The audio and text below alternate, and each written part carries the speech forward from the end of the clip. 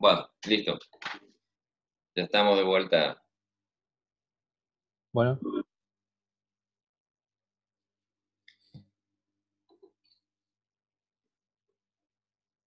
¿se ve?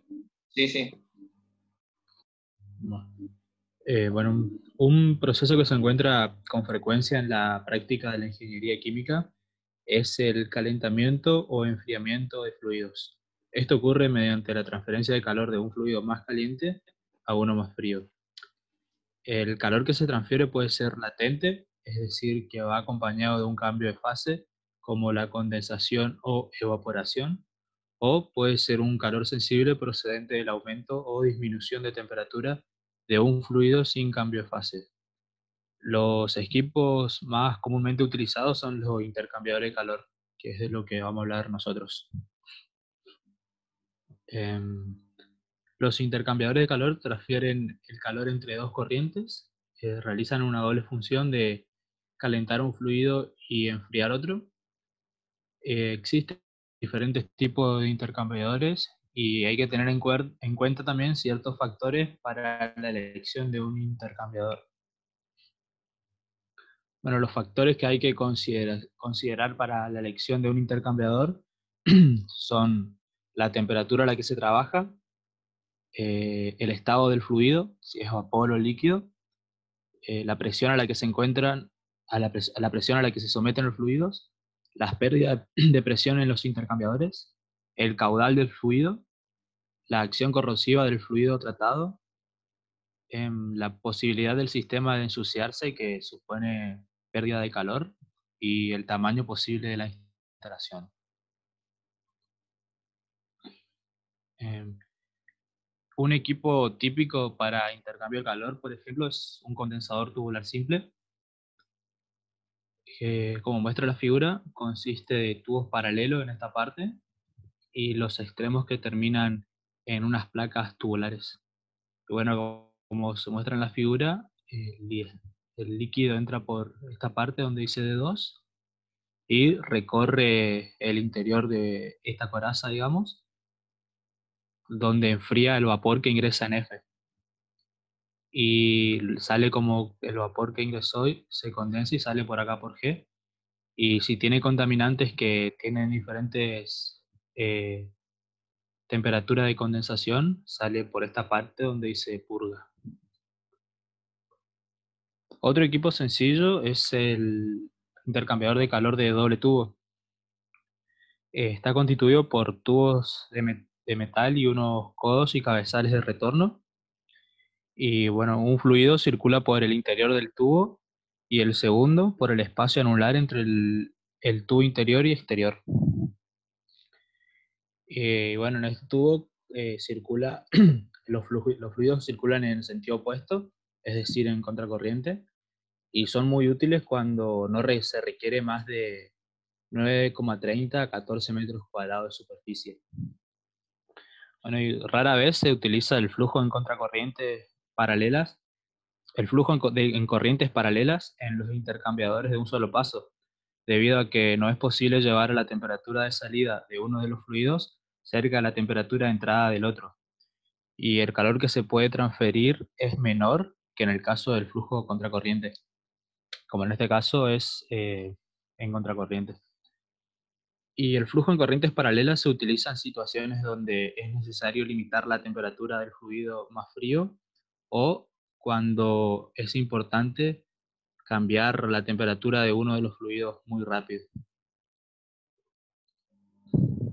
Eh, bueno, los intercambiadores de calor de tubo y coraza son muy importantes y utilizados en los procesos industriales y es por eso que su diseño es muy desarrollado. Un ejemplo de estos intercambiadores son los intercambiadores 1-1. Cuando se trata de velocidades de flujo que no pueden ser manejadas fácilmente por un número reducido de tubos, por ejemplo el intercambiador de tubo doble, ya resulta inadecuado, ya que para que sea eficiente su diseño sería muy costoso, pero si se utiliza un intercambiador donde una coraza comprende muchos tubos, resulta más económico. Recibe el nombre 1-1 debido a que tiene un paso del lado de la coraza y un paso del lado de los tubos. También se instalan placas deflectoras para favorecer el flujo transversal y aumentar la velocidad media del fluido en la coraza. Estas placas deflectoras son discos circulares de chapa metálica, seccionada en un lado y también están perforadas para recibir los tubos. Para minimizar fugas, el espacio entre, entre las placas y la coraza y los tubos debe ser pequeño. Bueno, las placas deflectoras son estos círculos metálicos que se encuentran acá dentro de la coraza.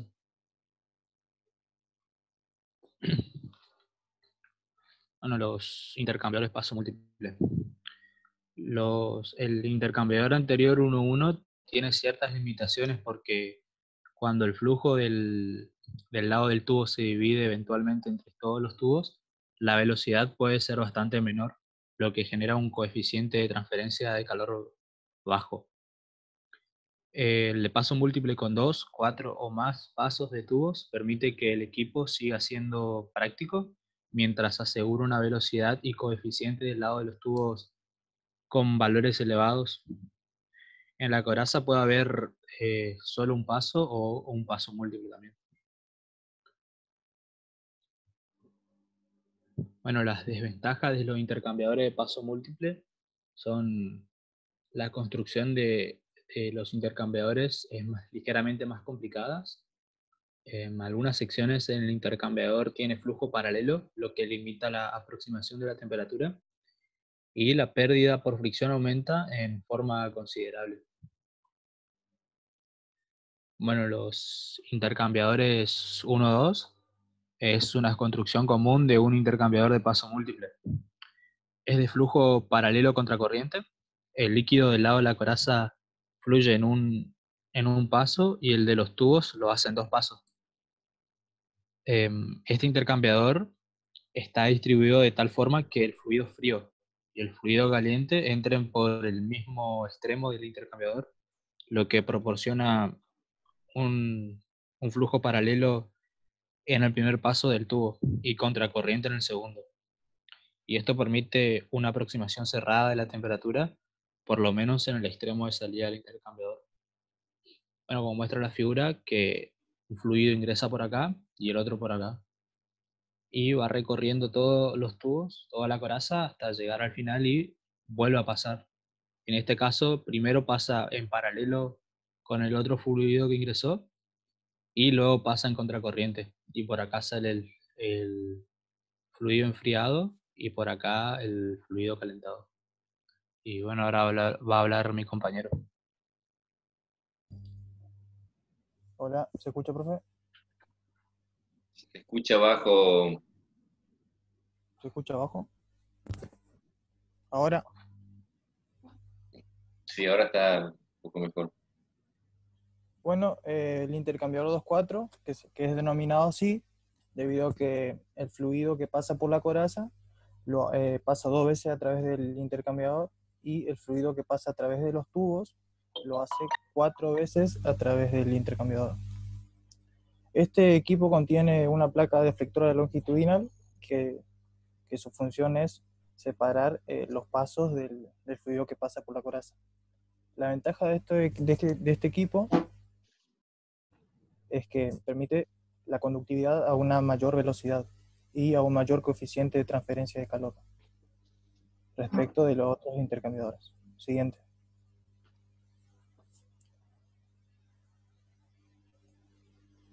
Siguiente.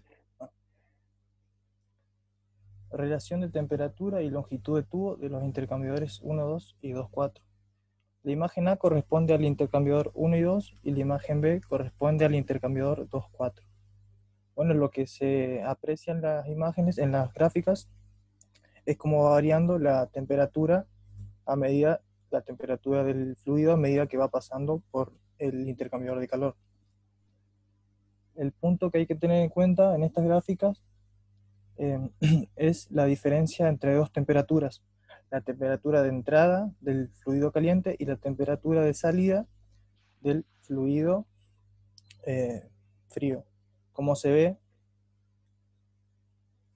como se ve acá, esa diferencia es menor que la diferencia del intercambiador 1,2. Es decir, que el intercambiador 2,4 transfiere mayor calor que el intercambiador 1,2. Siguiente.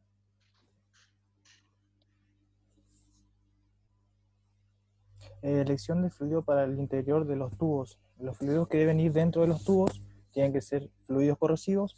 Esto se da que estos tubos tienen que ser fabricados por metales o aleaciones resistentes a la corrosión, y por ende van a ser bastante caros el proceso.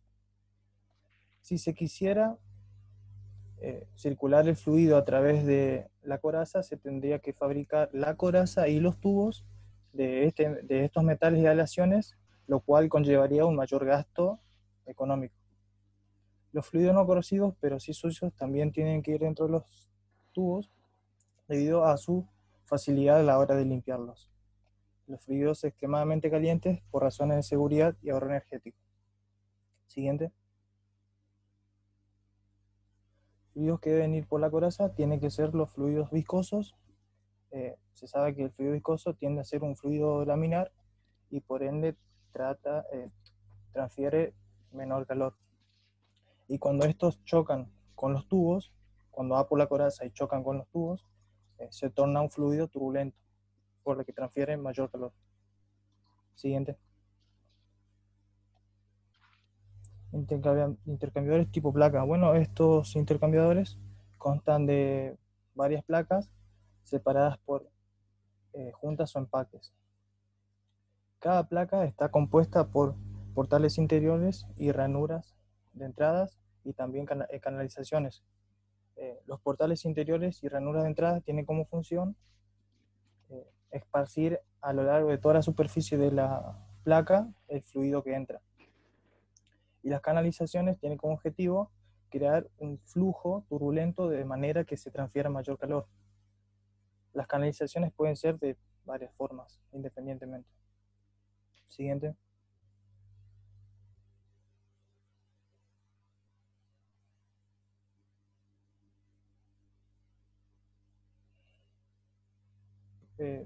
¿Se ve la siguiente, Irmina? Se ve como superpuesta, sí, se ve poco las imágenes. Ahí Ahí está. está. Bueno, en la imagen A se puede apreciar un intercambiador tipo placa. Las flechas indican el sentido, obviamente a contracorriente de los flujos. En la imagen B se observan las distintas placas de los distintos fluidos, que cabe destacar que las juntas no tienen que ser iguales, debido a que si serían iguales se mezclarían los fluidos. Y en el medio están las canalizaciones. Siguiente.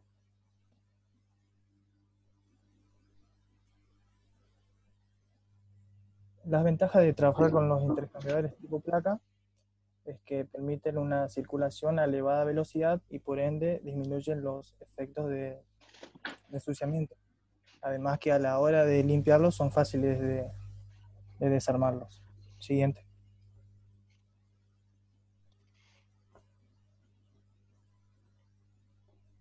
Equipos con superficie ampliada. Bueno, estos equipos son usados generalmente cuando el coeficiente de transferencia de calor de un fluido varía mucho respecto al otro, o cuando un fluido es demasiado viscoso.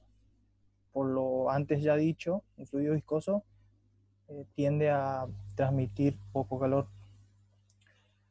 Para compensar estos dos factores, lo que se hace es añadirle superficies ampliadas a la superficie exterior del tubo, de manera que se equilibre la transferencia de calor entre los dos fluidos. Estas superficies ampliadas pueden ser de varias formas, como discos, aletas o clavos.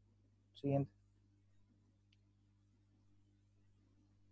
La ventaja de usar estas superficies ampliadas es que disminuye espacio, es decir, en vez de alargar los tubos y por ende alargar el equipo, se colocan estas superficies y a su vez se reduce el costo. Siguiente. Intercambiadores de superficie raspada. Bueno, estos equipos tienen lugar en la transferencia desde y hacia fluidos viscosos. Están compuestos por un doble tubo, en el cual el tubo interior está compuesto por una o varias palas longitudinales que remueven el fluido viscoso de la superficie interior de ese tubo, y estas a su vez se mueven a través de un eje rotatorio. El líquido viscoso circula a baja velocidad a través del tubo interno. Siguiente. Las ventajas de usar estos intercambiadores es que a medida que un flujo es más viscoso, la transferencia de calor es menor. Es por eso que se utilizan palas para remover el fluido. Así la transferencia de calor se lleva a cabo homogéneamente en todo el fluido. Y ahí estaría terminada la presentación.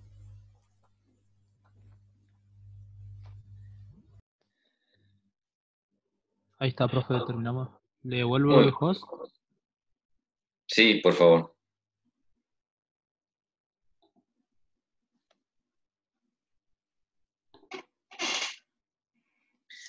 Bueno, está bien la presentación, han hablado claramente. Creo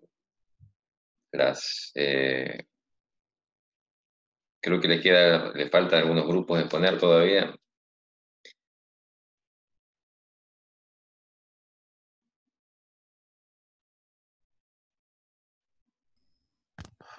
Hola, profe. Sí, Nosotros que mandamos el video, ¿recibimos por mail la corrección?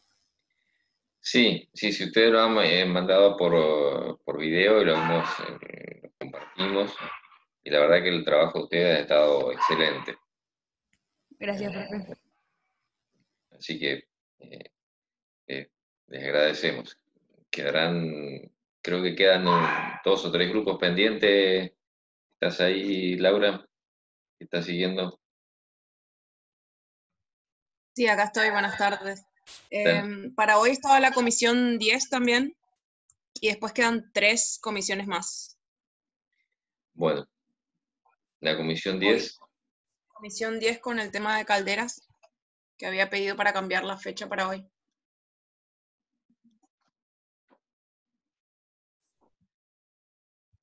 Bueno.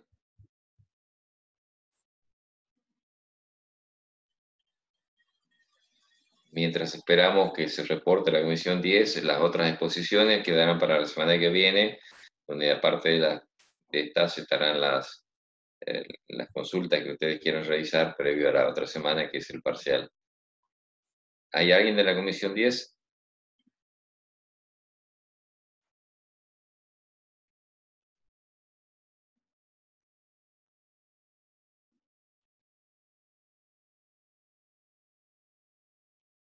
Parece que no.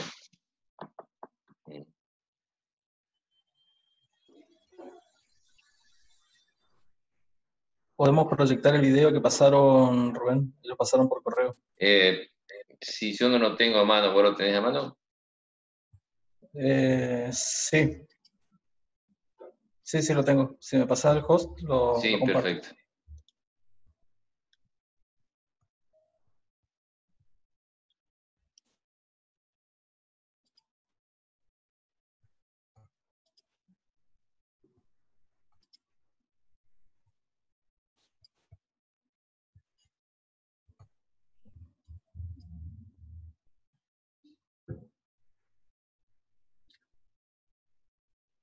¿Lo están viendo?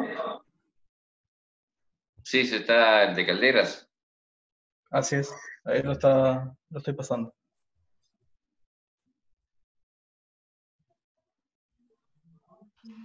No se escucha, profe. ¿No se escucha? No se escucha, no tiene No, no se sonido. escucha. A ver, un segundito.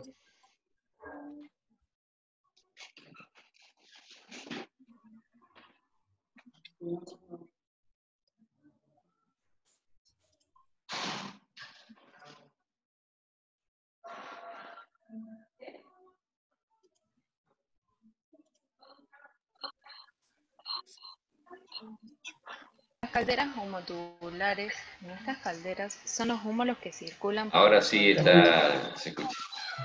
temperatura en el exterior del vidrio. Ahora sí. Todo este sistema está metido dentro de un gran cilindro que envuelve el cuerpo de presión. Los vapores salen de la caldera a temperaturas superiores a 70 grados Celsius, de forma que se evita la condensación del vapor de agua que contiene, evitando así problemas de formación de ácido y de corrosión de la caldera. La caja de humo o colector de humo es la parte de la caldera donde confluyen los gases de la combustión en su recorrido final, que mediante un tramo de conexión se conducen a la chimenea. Bueno, los problemas básicos en el interior de las calderas de vapor son la corrosión, que es la principal fuente de problemas en una caldera. Se llama corrosión por oxígeno o pitting. La corrosión por oxígeno consiste en la reacción de oxígenos disueltos en el agua con los componentes metálicos de la caldera en contacto con el agua, provocando su disolución o conversión en óxidos insolubles.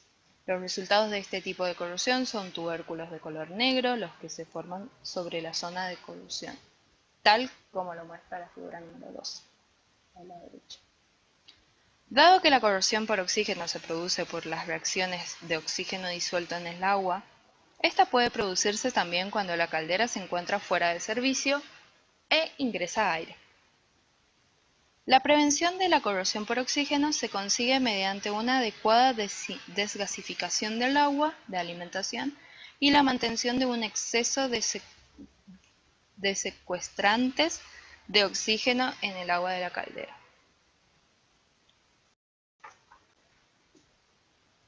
Las incrustaciones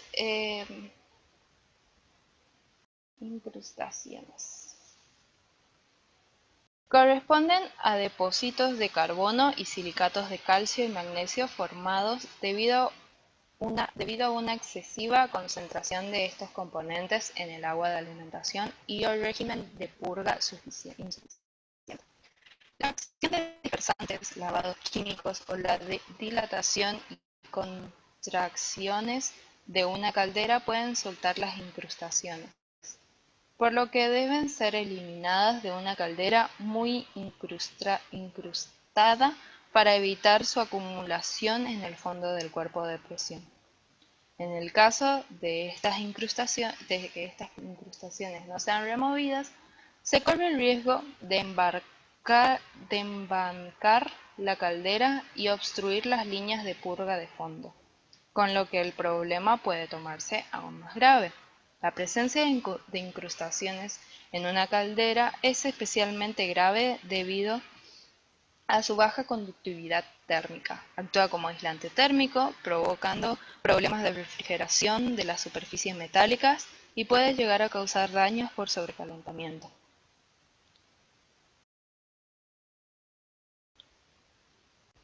El arrastre de condensado tiene relación con el suministro de vapor húmedo. El suministro de vapor húmedo puede tener relación con deficiencias mecánicas y químicas. Las deficiencias mecánicas tienen relación con la operación con elevados niveles de agua, deficiencia de los separadores de gota, sobrecargas térmicas, variaciones bruscas en los consumos, etc. Por otro lado, las deficiencias químicas tienen relación con el tratamiento de agua de calderas, específicamente con excesivos contenidos de alcalinidad, sólidos totales y sílice que favorece la formación de espuma. Para prevenir esto se recomienda mantener los siguientes límites contenidos de alcalinidad. La alcalinidad total menor a 700 ppm, contenido de sílice menor a 150 ppm y los sólidos disueltos menores a 3500 ppm. Los depósitos. El agua que contiene la caldera tiene sólidos en suspensión que proviene del agua de alimentación o de los aditivos y procesos de eliminación. Las incrustaciones que se decantan en el fondo de la caldera en forma de lodo. Al igual que las incrustaciones, la conductividad térmica de estos compuestos precipitados es muy baja, lo que puede llevar al fallo de metal por sobrecalentamiento al no refrigerarse adecuadamente. Cuando la concentración de sólidos en suspensión es excesiva, la precipitación del lodo puede llevar al fallo de lecturas de algunos componentes de control de la caldera, como pueden ser las sondas de nivel o de presión. Tratamiento del agua de caldera. El tratamiento externo consiste en la reducción y eliminación de impurezas del agua en la parte externa de la caldera. Por lo general, se emplean cuando la cantidad de una o varias impurezas del agua es demasiado elevada como para ser tolerada por la caldera en cuestión. Hay una amplia variedad de tratamientos externos: ablandamiento, evaporación, desaireación, desendurecimiento, descarbonatación, etc., que pueden ser empleados para adaptar el agua de alimentación a un sistema en particular. El tratamiento interno consiste en el acondicionamiento de impurezas dentro del sistema de la caldera. Las reacciones ocurren tanto en las líneas de alimentación como en las mismas calderas. Este tratamiento puede aplicarse solo o conjuntamente con el tratamiento externo. Su propósito es reaccionar de forma adecuada con la dureza del agua de alimentación, acondicionar los lodos, eliminar el oxígeno y evitar la formación de espuma en el agua de caldera.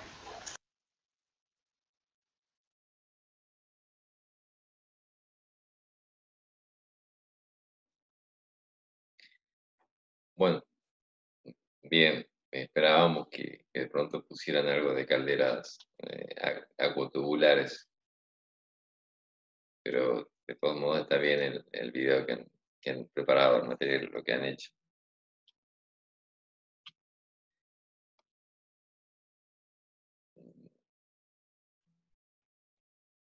Estás con el host, en todo caso, después me lo pasás, José. Ahí recién te lo pasé. Perfecto, ya está. Bueno, como tema que vamos a ver hoy, vamos a dar algo de preservación de alimentos. Así que voy a pasar a compartir la presentación, si es que no tienen ustedes ninguna consulta por realizar. Profe, una pregunta. Sí. El taller que vamos a ver ahora es el taller 8, ¿no? No, hoy no vamos a ver ningún taller. Hoy vamos a ver conceptos teóricos y lo que han tenido hasta ahora son los últimos talleres, son todos los talleres. Este año hemos resuelto esto, digamos. Claro. Okay. De manera de que la clase que viene tendremos digamos, la clase de consulta y también las últimas entregas que ustedes tienen de los talleres para después pasar al parcial de que es dentro de 2 semanas. Ok, perfecto. Entonces, Perdón, una aclaración. Les hago sí, una aclaración, Rubén. sí, El taller 8 ya está subido en el campus. En realidad es parte del taller de balance de energía. Este año lo dividimos en dos, taller 7 y taller 8. Ah, ok. Sí, eso no entendía, pero era lo mismo, pero sí, ahora recién entendí. Claro, ya está subido al campus. Para poder resolverlo van a tener que ver el video que corresponde a la clase pasada, que no pudimos dictarla por el problema de conexión y de energía que teníamos varios Claro. del grupo. Sí, sí, la clase pasada está subida en el canal de YouTube, creo. Sí. sí, ya está subida, la subí ayer, creo que la terminé, pero de todos modos la hemos compartido a través de un enlace, ¿no es cierto? De Y que cualquier, no de quiere se cualquier la manera, compartir. en el campus tienen todo el material, tienen las gráficas, las tablas, el taller y la presentación en PowerPoint que correspondía a la clase pasada.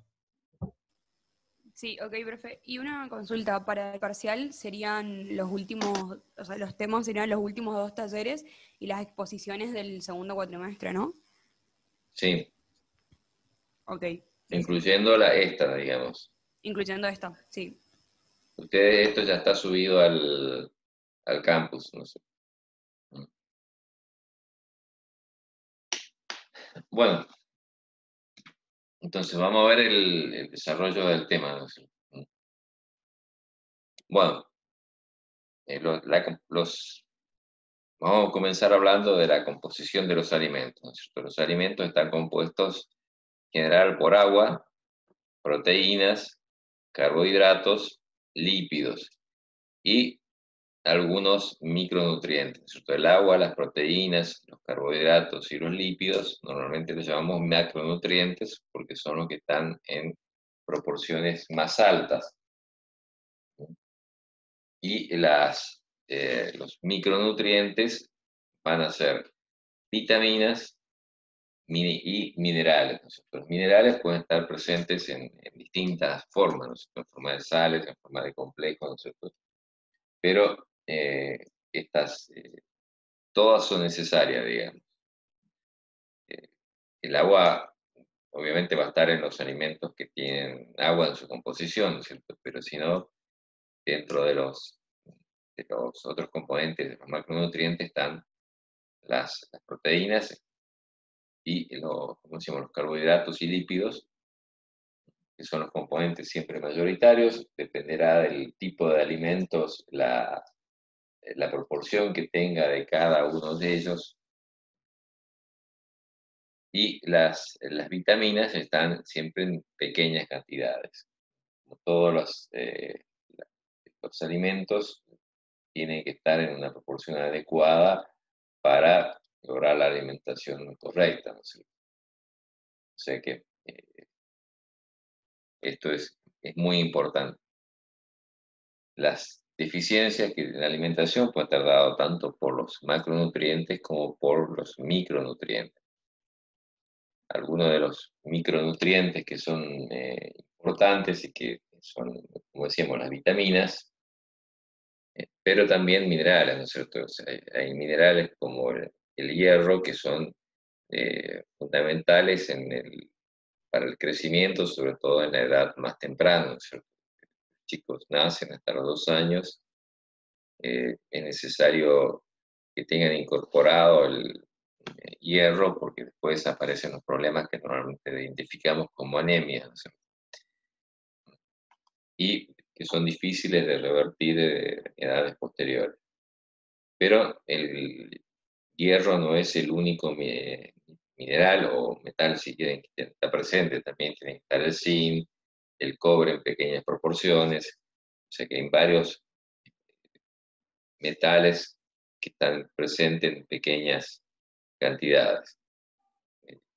Probablemente ahora estén un poco más familiarizados porque en la publicidad televisiva aparecen los suplementos alimentarios que hablan de estos eh, elementos, ¿no es cierto? Del zinc, sobre todo, y de otros complejos vitamínicos o de proteínas particulares para favorecer digamos, la alimentación y contribuir al bienestar. Aunque una alimentación sana y adecuada, correcta, debería satisfacer todas las necesidades sin necesidad de suplementos.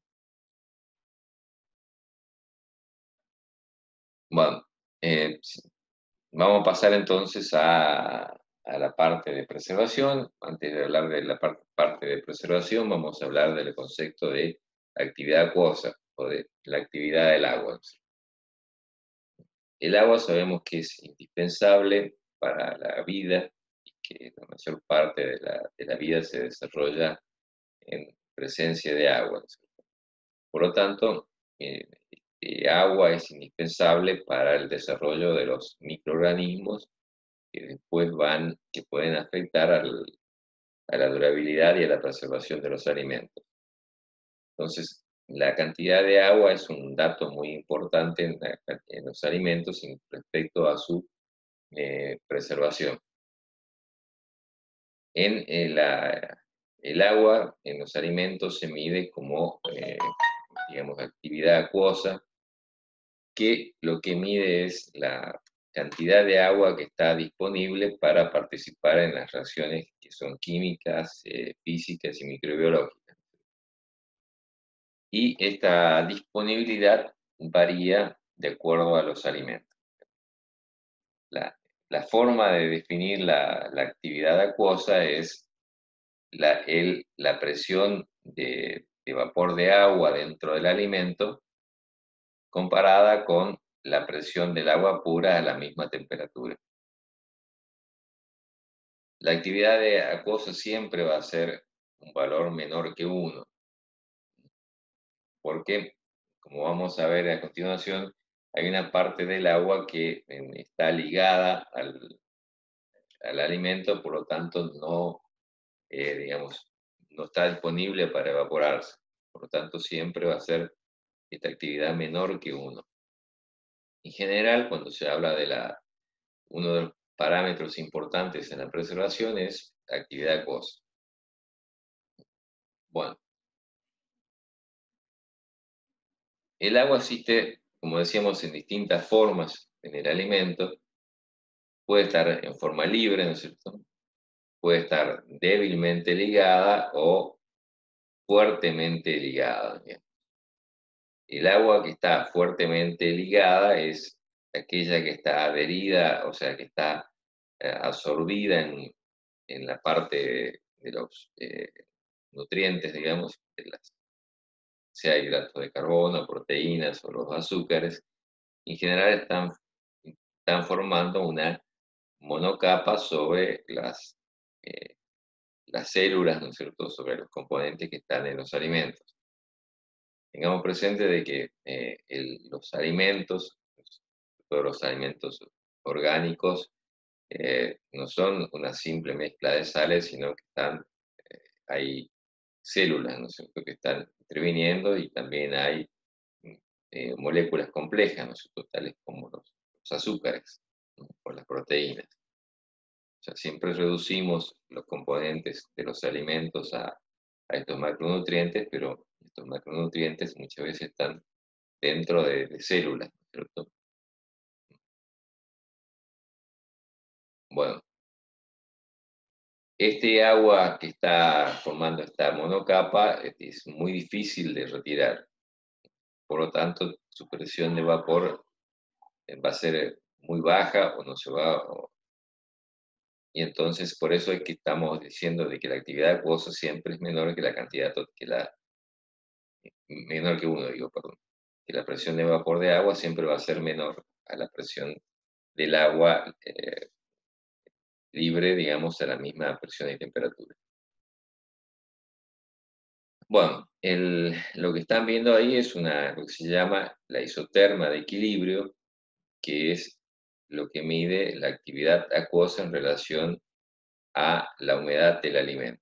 La humedad va a ser todo el agua que tiene el alimento, que incluye el agua que está formando esa monocapa, las capas adyacentes a la monocapa y después el agua libre, que es lo que mediríamos a través digamos, de un secado en estufa, ¿no es cierto? Bueno, en un proceso de deshidratación, primero se va el agua libre, que si queremos podemos asociarlo al jugo que tiene la fruta, ¿no es cierto?, al agua que uno ve que exuda un alimento, y después se irá a la parte de las capas estas polimoleculares, y finalmente, si las condiciones son lo suficientemente, digamos, de temperaturas elevadas, se irá todo el agua existente. Entonces, cómo se comporta la actividad acuosa en función de la humedad es lo que se llama isoterma de equilibrio. Y los que están estudian preservación de alimentos, o sea, nosotros en ingeniería química no vemos mucho de esto, es importante estas isotermas. Y cada alimento tiene su propia isoterma de equilibrio. Bueno, lo que también hay que tener en cuenta es que una vez que el alimento se seca, o sea, pierde agua, el proceso de absorción de agua, o sea, de rehidratación, no responde a la misma curva. O sea, cuando secamos el alimento, la curva, vamos, digamos, hacemos el proceso de extracción de agua, la curva que estábamos viendo acá, la isoterma es una, pero cuando estamos hidratando, la isoterma es otra. Este fenómeno se llama histéresis. En el proceso de deshidratación, lo que ocurre es una serie de modificaciones adentro del alimento y que ya vamos a ver, digamos. ¿Cómo actúa digamos, qué reacciones o qué situaciones se dan de acuerdo a la humedad, o sea, a la actividad acuosa?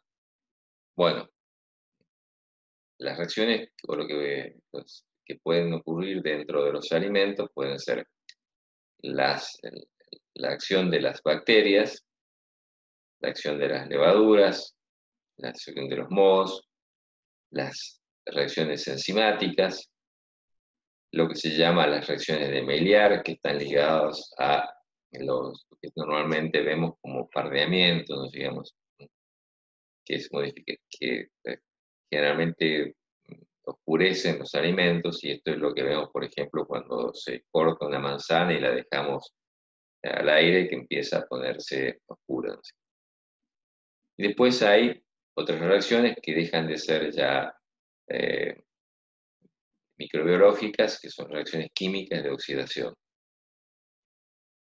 Como podemos ver, las bacterias, las levaduras y los mohos solamente prosperan cuando la actividad acuosa está por encima de 0,5. Las reacciones como la de Maillard ocurren con un rango más amplio de actividad acuosa, y la oxidación puede ocurrir en cualquier condición de humedad. Bueno, este cuadro es importante porque nos orienta después a lo que son cómo preservar los alimentos. Cuando digamos, tenemos un alimento, ocurren cambios bioquímicos que no son microbiológicos, ¿no es cierto? Por ejemplo, la pérdida de los glúcidos, de los azúcares. Puede haber variación en la cantidad de las sustancias nitrogenadas, o sea, proteínas en particular. Puede ocurrir oxidación y pérdida de vitaminas. Hay vitaminas que se deterioran fácilmente, que se oxidan con el aire o simplemente por el hecho de que el alimento ha dejado, por ejemplo, una fruta, que hay muchas frutas que después de sacadas de la planta van perdiendo las vitaminas en forma natural, por un proceso natural. Bueno, otro de los cambios puede ser la decoloración, ¿no es cierto? La decoloración se debe a procesos de reacciones químicas, que pueden ser oxidación o pueden ser de otro tipo, ¿no es cierto? También ocurren cambios de sabor y de aroma, ¿no es cierto? Y modificaciones en cuanto a la consistencia. Esto lo podemos ver, percibir, o sea, en las frutas es uno de los alimentos en los cuales estos cambios se ven más, ¿no es cierto? Nosotros vemos en cualquier fruta cómo va cambiando su textura, su sabor, vemos cómo cambia digamos, las características organoléctricas de la fruta a medida que va pasando el tiempo, es decir, que va madurando. Estos son, como decimos, cambios bioquímicos, o sea, que no están ligados, no son microbiológicos. Preguntas, interrumpan todas las veces que crean conveniente, si quieran.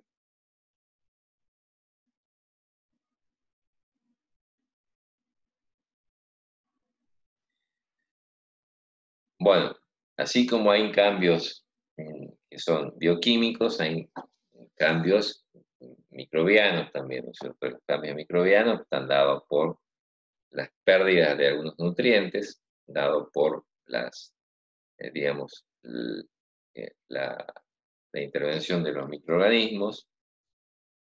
Hay cambios en propiedades externas, ¿no es cierto? O sea, uno ve, por ejemplo, cuando una fruta se echa a perder y tiene moho, cambian notablemente las características.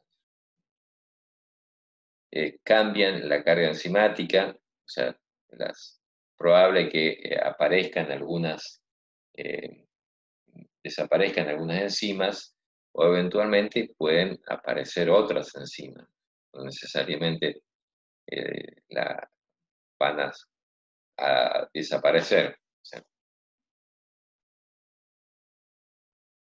después, hay que tener presente de que otra de las cosas que puede aparecer son los que se llaman los metabolitos de los microorganismos. Hay microorganismos que tienen metabolitos que son tóxicos y otros no, ¿no es cierto? O sea, dentro de las reacciones que pueda haber, puede, por ejemplo, aparecer la aparición de ácido láctico, ¿no es cierto? O de otros ácidos, o en algunos casos, una de los metabolismos que tienen potencial elevado son lo que causa el botulismo, ¿no es cierto? O antrax, ¿no? Que ocurre cuando digamos, por un crecimiento de microorganismos anaeróbicos en este caso, y que en muy pequeñas cantidades es mortal.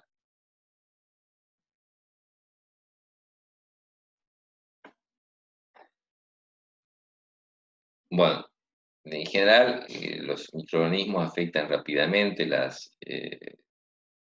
alimentos y cuando tienen las condiciones adecuadas digamos, se van reproduciendo en tasas muy elevadas.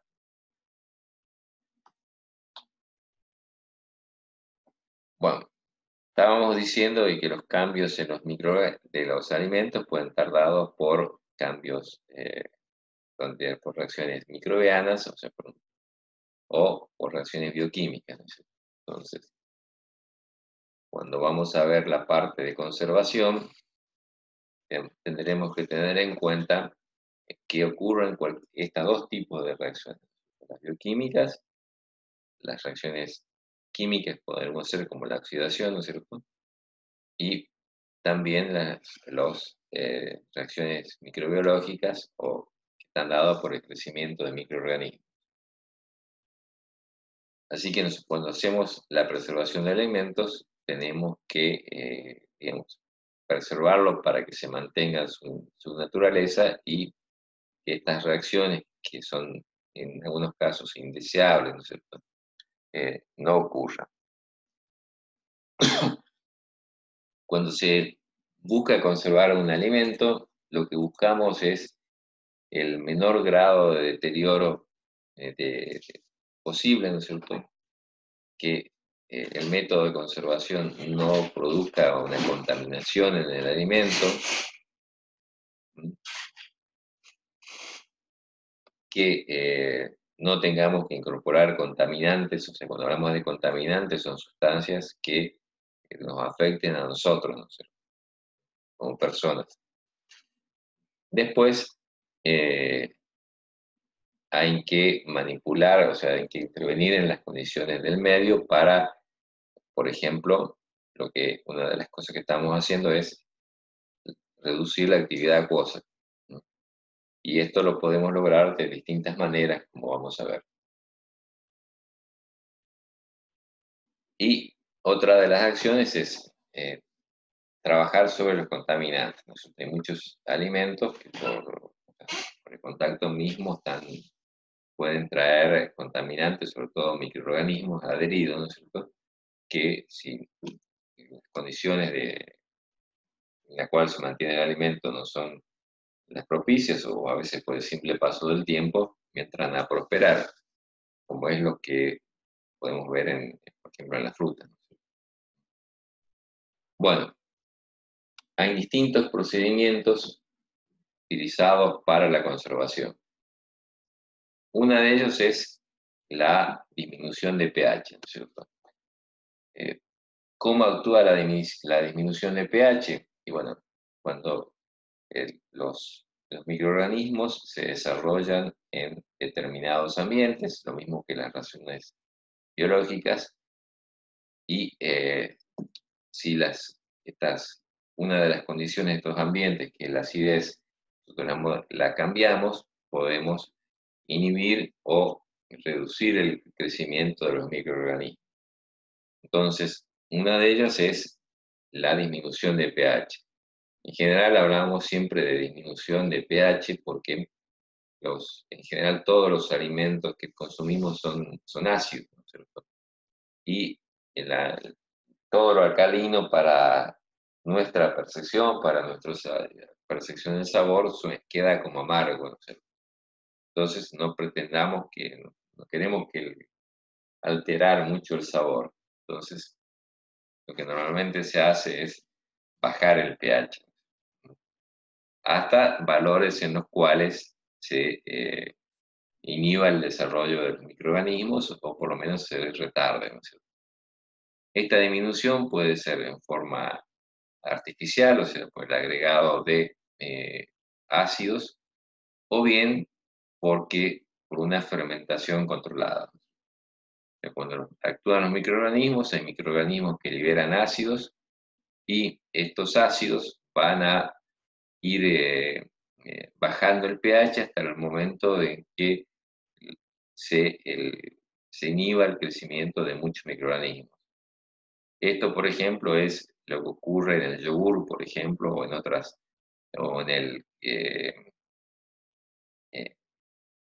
otros alimentos que se acidifican naturalmente, ¿no es cierto? No me acuerdo cuál es la palabra, esto que se hace con repollo,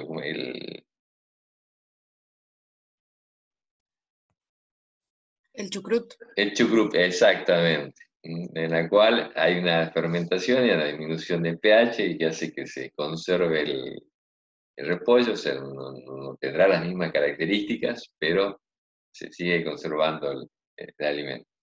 Gracias. Bueno, otro de los procedimientos es la eliminación de agua, ¿no es cierto? Que ustedes han estado viendo, hemos estado hablando de los evaporadores.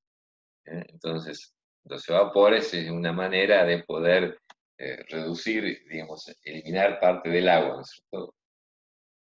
Y aumentar la concentración, y al sacar el agua y aumentar la concentración de los sólidos, o sea, lo que se hace es reducir la actividad acuosa. Y como habíamos visto, la actividad debajo de ciertos niveles de actividad acuosa, acá tenemos una vez que baja la actividad acuosa debajo de ciertos valores, ya se inhibe el desarrollo de las bacterias, levaduras y mohos, y pueden ocurrir algunas otras reacciones, pero la mayor parte de las alteraciones se pueden evitar. Bueno, los otros procedimientos utilizados son, por ejemplo, eliminar el oxígeno, ¿no es cierto? Con lo cual estamos evitando las reacciones de oxidación que ocurren, y esto se da por dos motivos, ¿cierto? Una es desplazando el oxígeno de la atmósfera que quede, esto se llama atmósfera controlada o atmósfera modificada, y esto se logra inyectando gases inertes o gases que no reaccionan con esos alimentos. Y la otra es el envasado al vacío, con la cual extraemos todo el aire, y de esta manera también al extraer el aire se extrae el oxígeno y se aumenta la vida útil de los productos. depende del alimento, será lo que utilicemos. El vacío se puede utilizar en aquellos alimentos que son rígidos, ¿no es cierto? Que no tienen el riesgo de aplastamiento, como por ejemplo un trozo de carne, un salame, un queso, digamos, que se pueden pasar al vacío, pero otros alimentos como un sándwich de miga no se puede envasar al vacío porque cuando hacemos vacío el sándwich de miga nos queda hecho un puré, ¿no es cierto? Se nos aplasta todo el pan. Entonces, en ese caso, sí, lo que se hace es inyectar gases, o sea, y se busca desplazar el oxígeno. Esto se llama, digamos, una atmósfera modificada.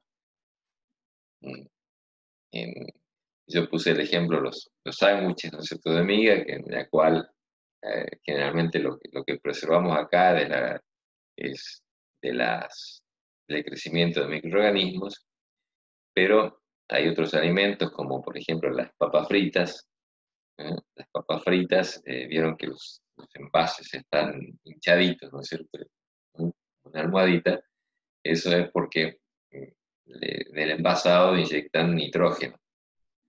El nitrógeno es inerte, por lo tanto evita la oxidación sobre todo de los aceites que están presentes en las papas fritas. Entonces, de esa manera evitamos, en este caso, la reacción de oxidación de los aceites. Si no agregáramos esto, por un lado se disminuye la vida útil, o sea, las papas se vuelven rancias, como podemos decir, y en las papas fritas tampoco hacemos vacío, porque cuando hacemos vacío sobre el envase, las papas se rompen todas.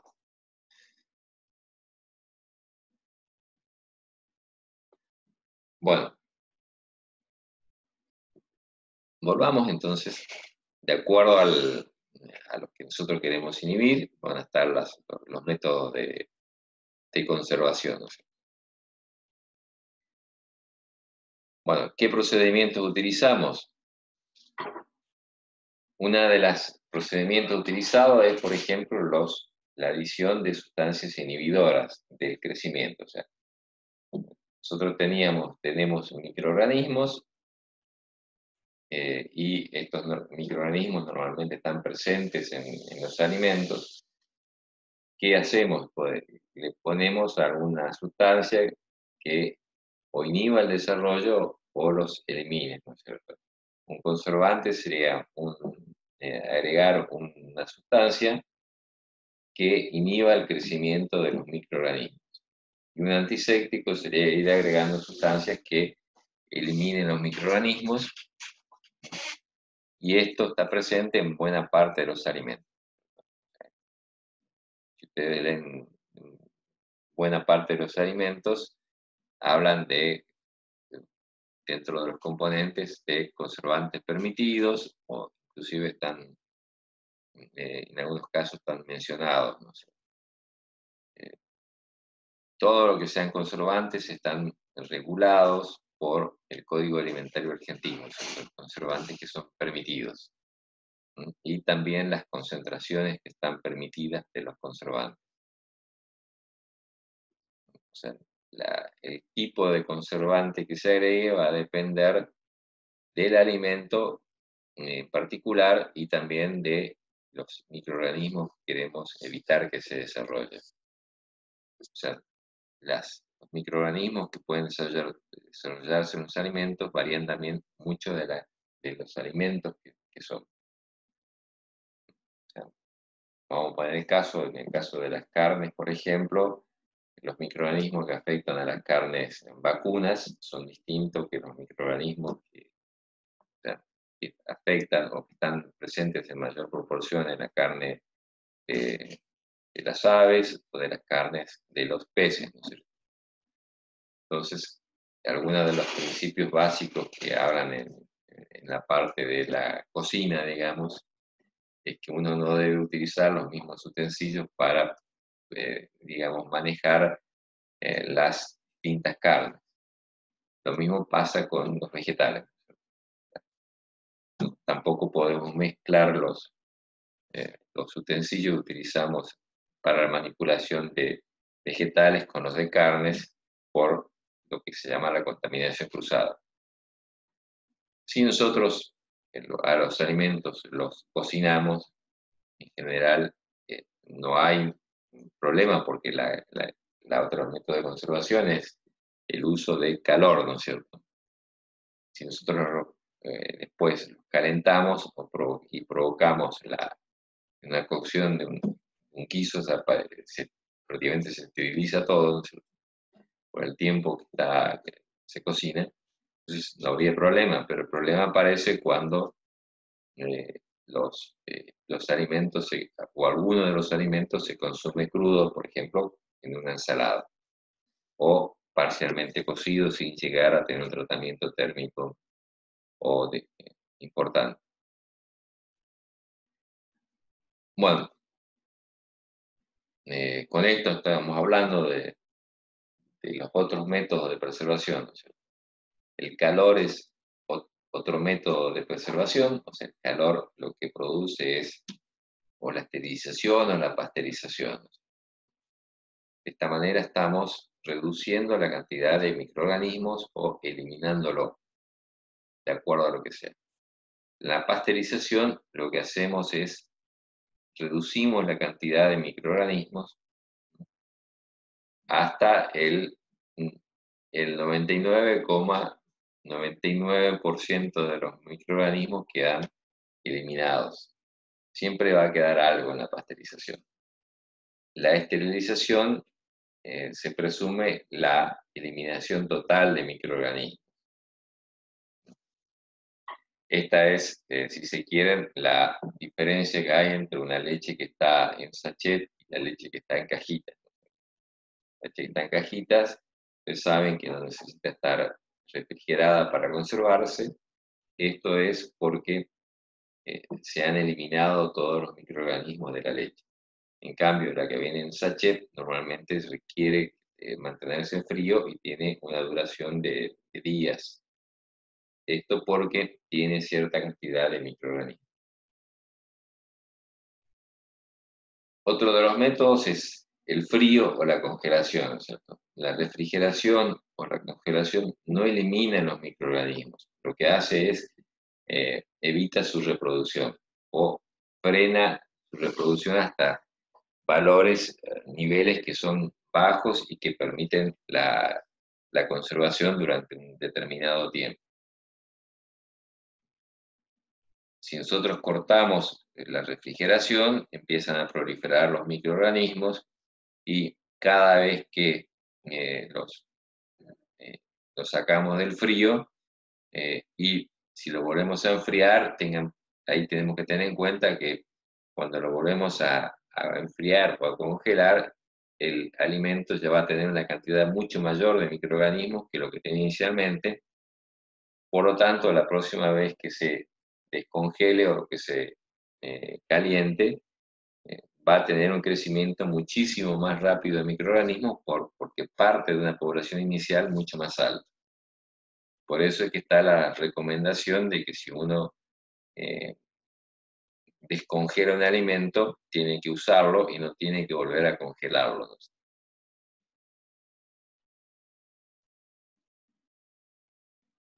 ¿Preguntas? No, profe. Bueno. Podemos usar estos métodos, podemos utilizar combinación de métodos. Por ejemplo, en los quesos se utiliza una fermentación. Esta fermentación hecha por bacterias lácticas produce una acidificación. Esta acidificación provoca cambios bioquímicos dentro de los componentes de la leche y lo que provoca es la coagulación O sea, las proteínas que estaban solubles se vuelven insolubles y precipitan y se separan junto con la materia grasa y entonces queda por un lado el suero, que está compuesto por agua y la mayor parte de casi toda la parte de azúcar que tiene la leche, que es la lactosa, y una pequeña proporción de proteínas.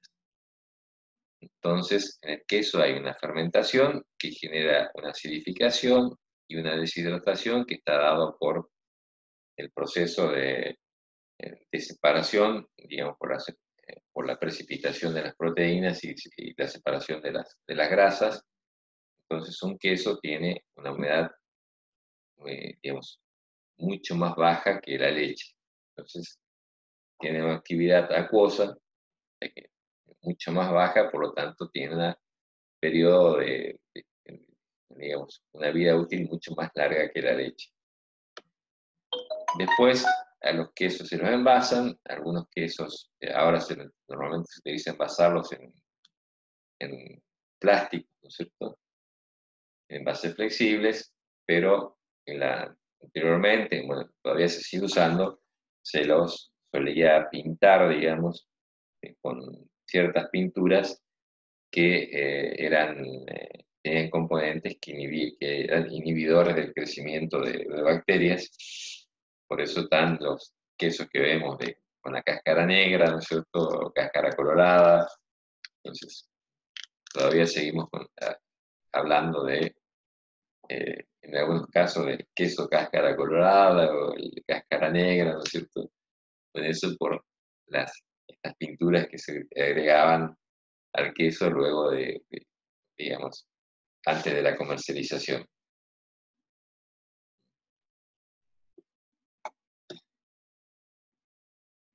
Bueno, en otros casos, lo que se hace es el agregado de azúcares, ¿no es cierto? Como en el caso de los dulces, ¿no es cierto? En el caso de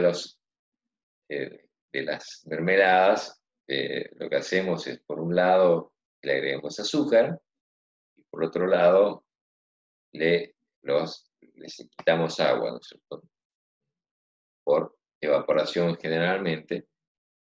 De esa manera se reduce la actividad acuosa hasta el punto de que se inhibe el desarrollo tanto de las bacterias como de las levaduras y de los hongos.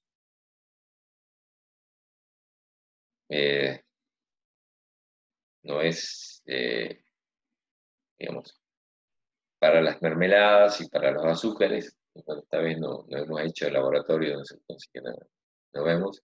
Normalmente las mermeladas y los dulces requieren lo que se llama unos grados en Brix determinados.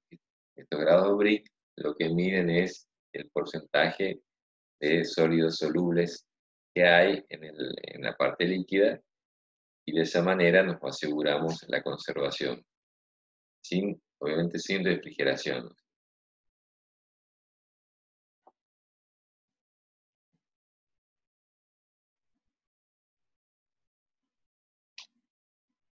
Bueno, volviendo a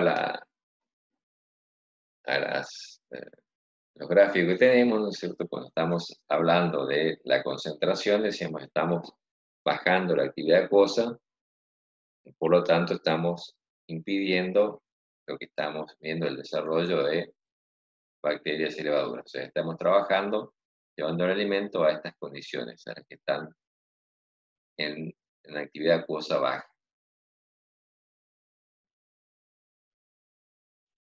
Bueno, hay distintas maneras, ¿no es cierto? No son las únicas maneras que hay de conservar los alimentos. Acá hay un cuadro resumen, ¿no es cierto?, en el cual tenemos algunas de las principales formas de conservar los alimentos. Una de las acciones es lo que habíamos hablado de la destrucción de la materia orgánica, o sea, de microorganismos. no materia orgánica, microorganismos. Entonces esto lo podemos hacer por calor, como estábamos hablando, de la pasteurización o la esterilización, que es lo que hacemos a la leche, lo que se le hace a la cerveza, lo que se hace en general a los líquidos, a los alimentos líquidos, ¿no? Puede ser también otro de los métodos para destrucción de los microorganismos, son las regresiones ionizantes, que han comenzado a usarse ahora, ya están autorizadas por el Código Alimentario, y esto normalmente el método se llama irradiación. Otras maneras es los antisépticos, ¿no es cierto? Como los conservantes. ¿Alguno tiene idea, conoce algún conservante que se agregue en los alimentos?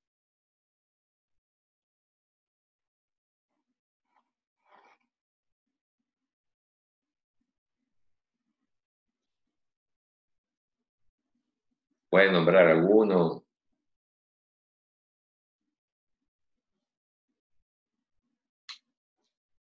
Sí, ¿no?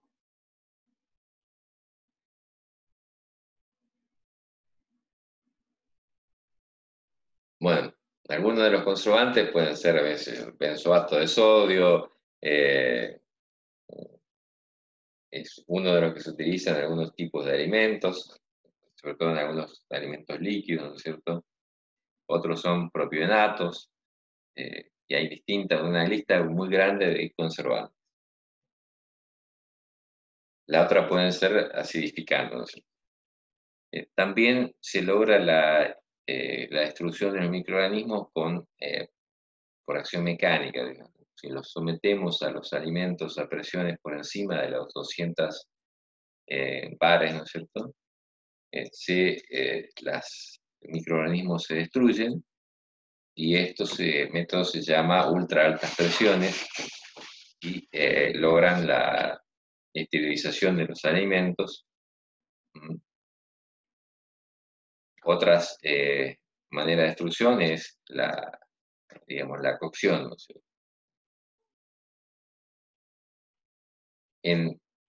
Otra manera de actuar sobre los microorganismos es lo que se llaman los efectos barreras. Los efectos barreras son aquellos que evitan la proliferación, por ejemplo, las bajas temperaturas, que puede ser refrigeración o congelamiento, de acuerdo a los alimentos que se tratan. Las atmósferas modificadas, cuando la mayor parte de los microorganismos necesitan oxígeno para vivir, o sea, los microorganismos aeróbicos. Entonces, si quitamos el oxígeno, estamos evitando que se generen, digamos, se reproduzcan estos microorganismos. No vamos a evitar los microorganismos anaeróbicos, ¿no es cierto? Pero no son tan frecuentes, o sea, en los alimentos los organismos anaeróbicos son poco frecuentes en los alimentos naturales, porque todos los alimentos en general están en contacto con el aire, entonces no proliferan. O sea, esto se da, los anaeróbicos en general, en alimentos procesados y envasados. Otra de las acciones para reducir el crecimiento del microorganismo son lo que decíamos, la deshidratación, y puede ser eliminar el agua con calor, o también puede ser a través de vacíos, ¿no es cierto? Provocando la evaporación del agua a muy bajas presiones, que esto es lo que normalmente se llama liofilización.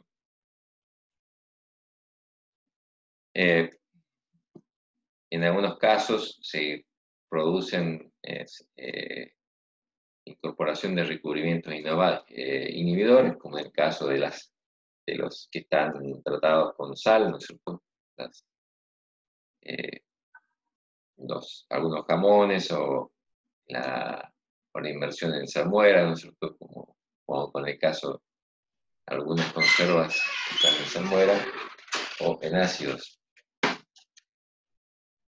Bueno, la otra manera es, se pueden eliminar también por separación física, o sea, la ultrafiltración puede eliminar todos los microorganismos. Pero obviamente que para poder eliminar, utilizar un proceso de ultrafiltración en un alimento, el tamaño de las moléculas de los alimentos tiene que ser menor que eh, que los, que el tamaño de los microorganismos, y son realmente muy pocos los alimentos que tienen esta característica. Uno de estos es el agua, ¿no es cierto? La ósmosis inversa elimina todos los microorganismos, pero obviamente que el agua no, si bien es un alimento, no nos nutre, digamos, no nos aporta muchos nutrientes. Bueno, la otra son, también hay otros mecanismos como la esterilización con radiación UV o con ozono, ¿no es cierto? Que muchas de estas, el UV y el ozono son aplicables solamente en algunos alimentos, porque tanto la radiación UV como el ozono no penetran en los alimentos, o sea, son tratamientos superficiales. Entonces no se adecua, son pocos los alimentos para los cuales se pueden aplicar, o se puede aplicar eventualmente para alimentos líquidos, en la cual se puede formar una película sobre la cual se produce la irradiación o el tratamiento con ozono. Bueno, la deshidratación, estamos hablando de eliminar el agua. Depende de la característica del contenido de agua del alimento y la cantidad de agua a eliminar.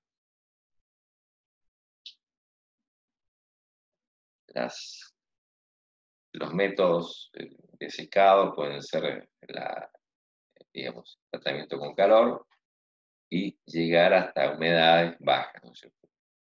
¿Cuánta humedad tiene que tener el alimento para ser conservado? Y va a depender de la composición del alimento, y también después va a depender del envase que le pongamos finalmente. El envase actúa de protector, ¿no es cierto? Depende de las características del envase, también va a depender hasta qué grado tenemos que eliminar la humedad.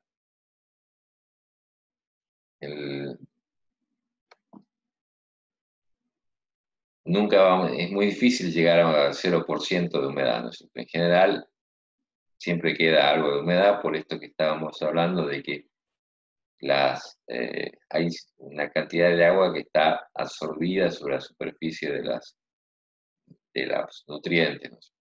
En general, recuerden que todos están en forma de células, ¿no? No podemos sacar toda el agua de todas las células. Para deshidratarlo, lo podemos secar al sol, que eran los métodos más primitivos, pero que todavía se siguen usando, ¿no es cierto? En la carne, ¿alguno sabe cómo se llamaba la carne secada al sol?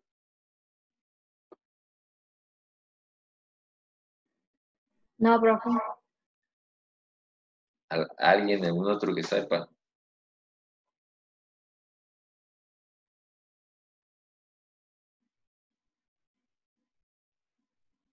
Bueno, esto era de los primeros métodos, se llamaban charque, ¿no es cierto? Era la carne que secaba al sol, se cortaba la carne en tiras y se dejaba secar al sol, y después eso duraba bastante tiempo, y las digamos, personas que la podían llevar y consumir o guardar por un tiempo, digamos. Se sigue Esto, usando hasta hoy, se sigue usando ese método hasta hoy en las zonas rurales. sí, es cierto, se sigue usando todavía en zonas rurales en las cuales no hay acceso, por ejemplo, no tienen acceso a la energía eléctrica, entonces por lo tanto no tienen heladeras o no tienen freezer, digamos, como tenemos ahora, entonces se sigue secando, ¿no es cierto? Y también ahora el charque se ha convertido en un alimento gourmet, ¿no es cierto? Porque hay algunas comidas, algunos chefs que lo están utilizando en la elaboración de comidas. Entonces, el sol, decíamos, es una manera de deshidratar. Después se pueden secar con aire caliente, esto ya no, digamos, se puede estar en ambientes cerrados, ya no necesitamos el sol, ¿no? Entonces, esto se produce la deshidratación, que esto ocurre con algunos alimentos, como por ejemplo los jamones, ¿no es cierto?, que se deshidratan en cámaras, ¿no es cierto? Puede ser en contacto con superficies calientes, con aplicación de energía térmica, ¿no es cierto?, por distintos mecanismos, ¿no es cierto?, por radiación, por microondas, por liofilización era otro de los métodos, ¿no es cierto? La liofilización todavía sigue siendo un tratamiento muy caro porque requiere de mucha energía para poder hacer vacío y ir evaporando toda el agua. O sea, no requiere, el agua se evapora sin aporte de calor, pero hay que ir haciendo vacío y esto cuesta y lleva tiempo, mucho tiempo hacerlo.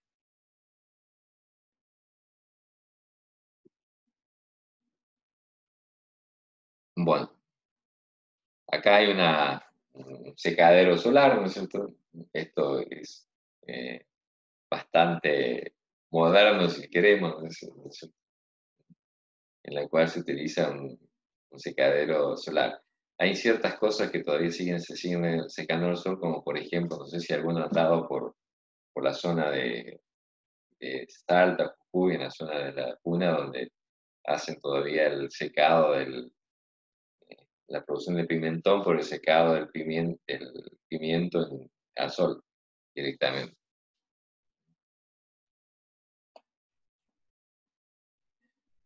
Bueno, decimos, otro de los métodos es aire caliente, y lo cual el aire caliente se puede utilizar distintos métodos, como por ejemplo los secaderos de bandeja, serían uno de los métodos, ¿no es cierto?, en la cual el alimento se dispone en bandejas y se hace circular aire caliente y se va secando. De esta manera, si podemos decir, de esta manera se secan los fideos, ¿no es cierto? Los fideos,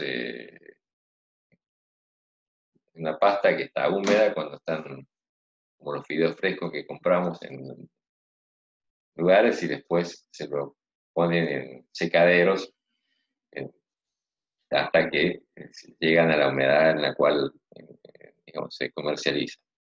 Estos secaderos pueden ser de bandejas o pueden ser por cintas continuas, ¿no es cierto?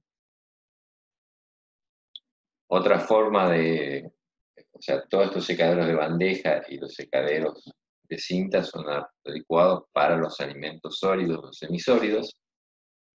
Para los líquidos se puede utilizar, o actualmente se utiliza, los secados por atomización, los secaderos de spray. De esa manera se hace la leche en polvo, ¿no es cierto? Y la mayor parte de los productos en polvo se hacen actualmente por el secado spray. El spray se atomiza, tiene que estar en estado líquido, se lo pulveriza con gotitas muy chiquititas y se lo somete a una corriente de aire caliente y de esa manera el agua se evapora muy rápidamente, o sea, en tiempo de pocos segundos y obtenemos un polvo. Tiene la ventaja de que es muy rápido. No solamente se seca los alimentos, hay muchos productos que se secan por secado spray. Uno de ellos es el tanino, ¿no es cierto? Pero cual no.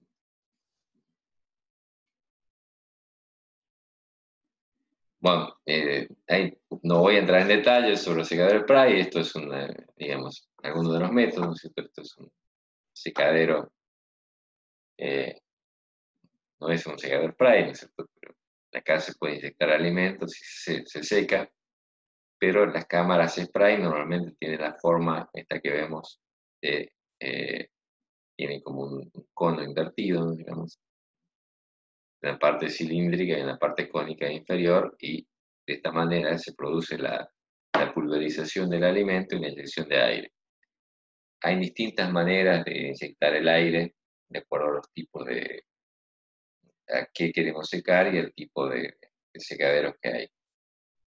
No es la única forma de secado por spray, hay otras maneras.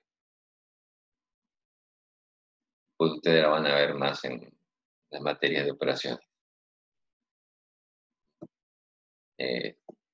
Otro de los métodos que decíamos era por contacto con superficies calientes, y estos eran los secaderos de rodillos. El secadero de rodillos se esparce el alimento sobre un rodillo caliente giratorio, y a medida que va girando se va secando y se retira el material seco ya de la otra parte. Estos eran los métodos más viejos de hacer leche en polvo. Uno de los problemas que tiene esto es que requieren temperaturas mayores, o sea, el alimento alcanza temperaturas mayores que en el secado de spray, y más tiempo, por lo tanto, el deterioro que puede ocurrir es mayor. Aún así, hay ciertos alimentos que todavía se siguen secando por estos sistemas, porque para algunas cosas no, digamos, son irreemplazables. ¿Qué efectos tiene el calor sobre los alimentos? Por un lado, podemos hablar de efectos positivos, como la destrucción de los microorganismos, la destrucción de enzimas que son perjudiciales. ¿Y qué efectos tiene negativos? Y se modifican proteínas, se destruyen algunas vitaminas, se afectan el carácter general, la forma, el color, la consistencia de los alimentos. Así que esos son los problemas que tiene el tratamiento con calor.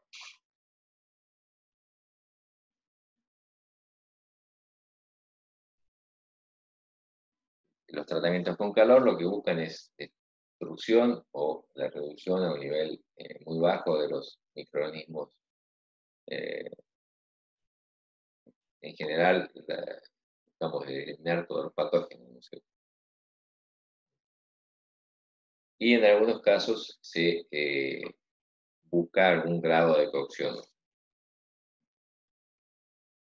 Vamos a mencionar dos en particular, ¿no es cierto? La pasteurización. La pasteurización ocurre a temperaturas bajas, menos de 100 grados, y en un tiempo que va a variar de acuerdo al alimento y de acuerdo a la temperatura. Para los distintos alimentos hay unas gráficas, digamos, unas curvas en las cuales establecen relación tiempo-temperatura para lograr la pasteurización.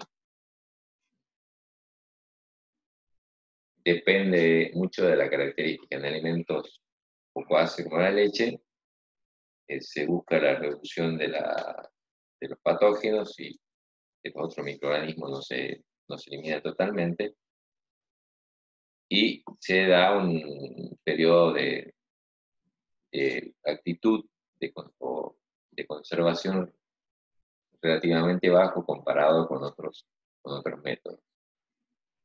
En los alimentos ácidos, el tiempo de la vida útil que tiene el alimento es mayor.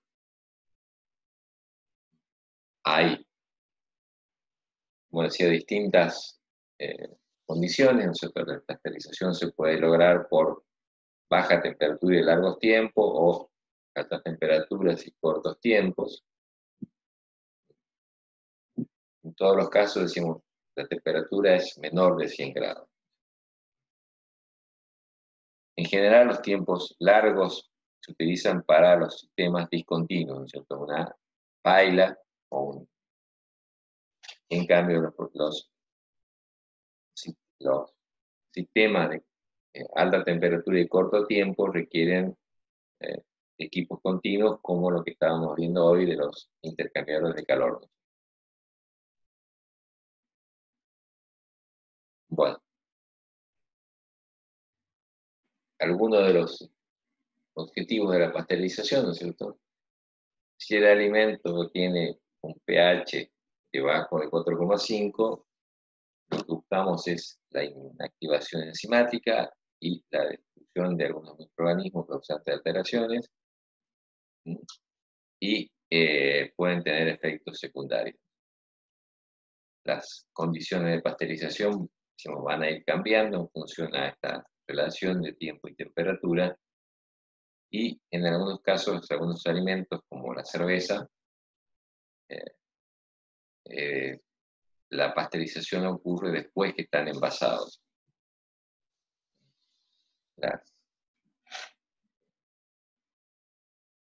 Todas las cervezas que tomamos están, después que se envasan, se pasteurizan en sistemas, en equipos que son muy grandes. Ojalá tengamos oportunidad en cuarto, en quinto año de ir a alguna de las cervecerías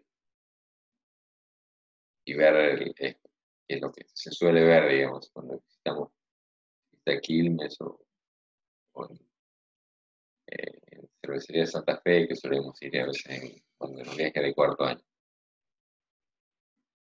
Bueno, decimos, hay alimentos que tienen pH mayor que 4,5, como la leche o el huevo, donde eliminamos los patógenos y esto tiene como efectos algunas alteraciones en los alimentos. Acá también están las temperaturas y los tiempos.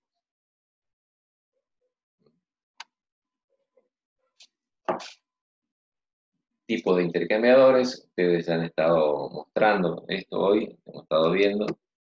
Estos son intercambiadores de calor, los de placa, también lo han mostrado hoy, así que no voy a avanzar con esto, a profundizar. Otro de los tratamientos térmicos pueden ser el escaldado. El escaldado es un tratamiento superficial, porque en muchos alimentos, por ejemplo, algunas verduras o algo, los microorganismos están en la parte superficial. Nosotros, tratando la superficie, nosotros podemos contribuir a la conservación. Entonces, en esto, lo que se hace normalmente es eliminar los microorganismos que están en la parte externa y la inactivación enzimática para evitar las reacciones como lo que estábamos mencionando antes de la reacción de Maillard, ardiamiento, que son reacciones enzimáticas. Bueno, esto es un equipo de escaldado en la cual entra el producto, normalmente pasa por un recipiente donde con agua para evitar el escape de vapor, y por otro lado para, en algunos casos, lavarlo, ¿no es cierto? Puede ser que en algún caso sea necesario incorporar cierta cantidad de agua superficial para evitar un deterioro mayor de los alimentos.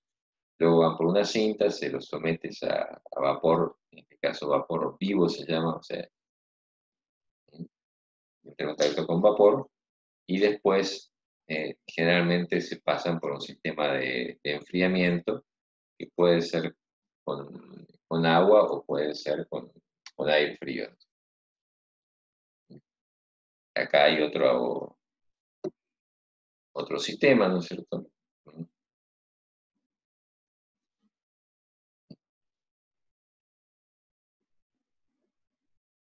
Bueno, el escaldado lo que logra es, decimos, limpiar la superficie, eliminar las enzimas que están en la parte superficial, y en general lo que logra es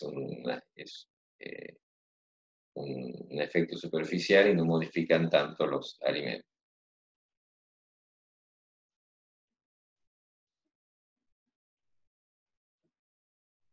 Bueno, el otro tratamiento es la esterilización. La esterilización lo que busca es la eliminación de todos los microorganismos, y para ello necesitamos temperaturas en general mayores de 100 grados.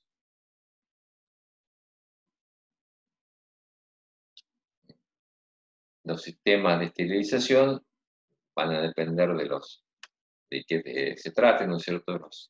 En general, para los alimentos sólidos o envasados, lo que se utilizan son los que se llaman autoclaves, ¿no es cierto? Los autoclaves son recipientes que pueden someterse a presión.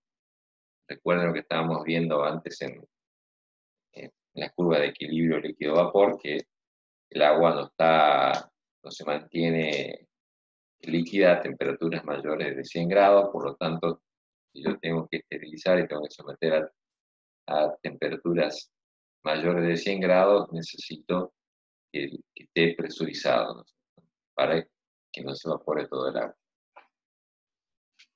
Entonces, son recipientes que se someten a presión y temperatura. Esta es la forma de un autoclave. Hay distintos tipos de autoclave dependiendo de los alimentos, y también depende mucho si están envasados, del tipo de envases que tengan.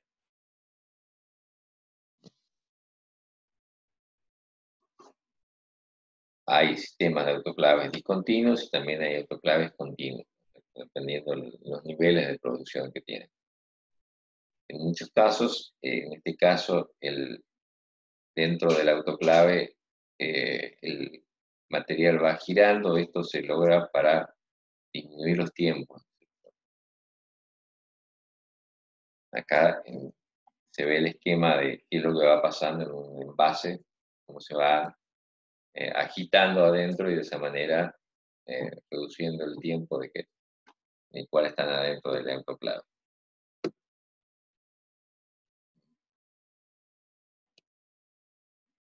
¿Qué efectos tiene? Y en general provoca cierta alteración en los carbohidratos y en los lípidos, pero no se modifican los valores nutricionales. Las proteínas coagulan. Cuando coagulan las proteínas es cuando dejan de estar líquidos, ¿no es cierto? Es lo que nos pasa con el huevo cuando lo cocinamos, ¿no es cierto? O sea que el huevo que es estado viscoso, lo calentamos o lo pasamos en el sartén y queda sólido, semisólido, ¿no? Entonces eso es la coagulación, una imagen muy visual de la coagulación de las proteínas. En general, en algunos casos se pierden algunas propiedades.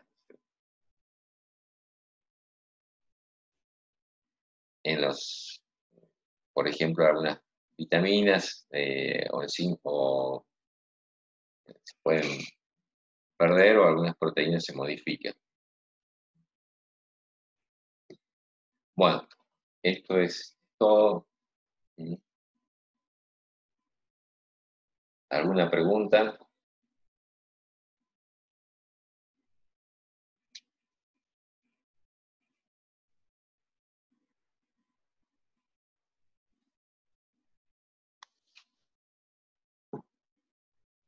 Algunas preguntas de esto va a haber, básicamente los distintos métodos de conservación, las diferencias entre pasteurización y esterilización.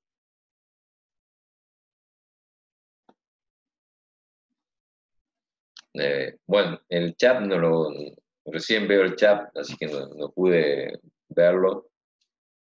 El benzoato de sodio es uno, los sulfitos también actúan como conservantes, se utilizan en algunos alimentos, o por ejemplo, el caso en los vinos se utiliza el sulfito como para hacer una eliminación selectiva de microorganismos.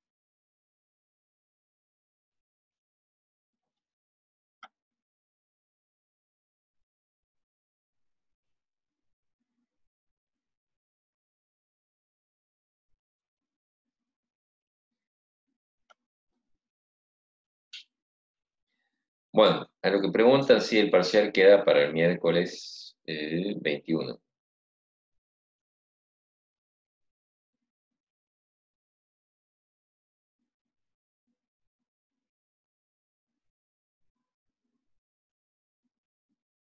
¿Alguna pregunta?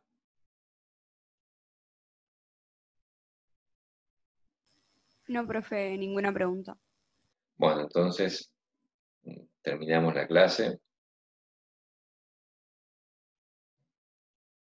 Nos vemos la semana que viene. Buenas noches. Buenas noches a Buenas todos. noches, profe.